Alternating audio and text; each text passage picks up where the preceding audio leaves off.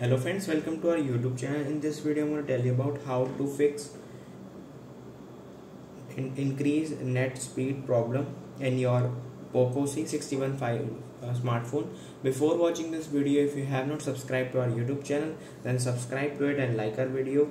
So let's start friends. First you have to open your settings like there.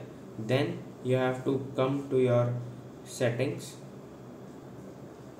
Friends, here you can see there is a option network and internet. You have to click on it, and here it is mobile network, and at the upwards you will see there internet. First you have to open your mobile network and go to preferred network. Then you have to change your network. If you have chosen 5G, that's good. If you have chosen 4G, 3G or 2G, then you have to shift to 5G. I hope you like this video. If you like this video, then subscribe to our YouTube channel for more helpful tips and tricks videos. See you next time.